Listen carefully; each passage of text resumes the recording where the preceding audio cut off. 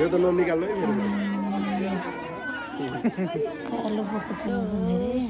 नारायण तल चाहिँ यो गोर्खा दरबार सङ्ग्रहालय हो दरबार अलि तल पर्छ होइन गोर्खा सङ्ग्रहालय हामी इन्ट्री गोर्खा यहाँ चाहिँ पुरै पृथ्वीनारायण शाहको सुरुदेखिको जन्मदेखिको पुरै छ तर हेर्नै पर्ने यो चाहिँ यसमा चाहिँ सङ्ग्रहालय यो गोर्खा सङ्ग्रहालय पृथ्वीनारायण शाहको अनि इन्ट्रेस्ट लाग्ने मान्छे सामानहरू चासो गर्ने मान्छे एकदम मनपर्ने मान्छेलाई चाहिँ यहाँ ठिक छ है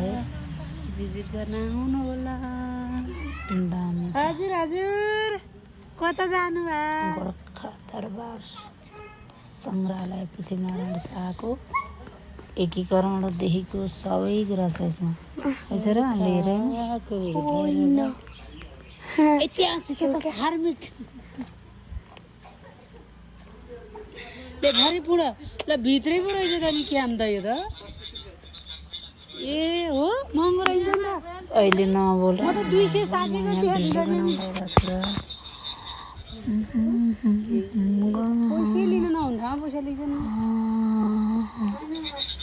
ठाउँ रहेछ बाहिर वातावरण पनि कस्तो भित्र हेर्नमा पाइन्छ पाइन्न म झ्यालबाट हेरेको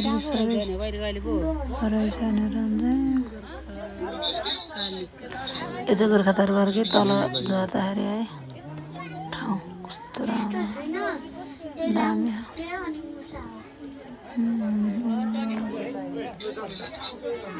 यो गोर्खा मान्छे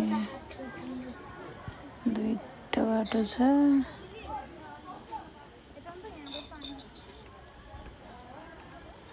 अहिले त रोटै वहीँसम्म गएछ धेरै सजिलो पहिला त्यहाँ त फेरि कालो भएको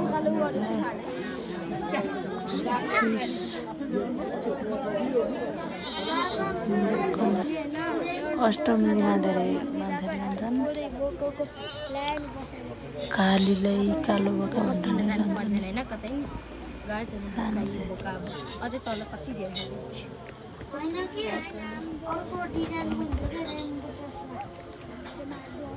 मेरो छोरा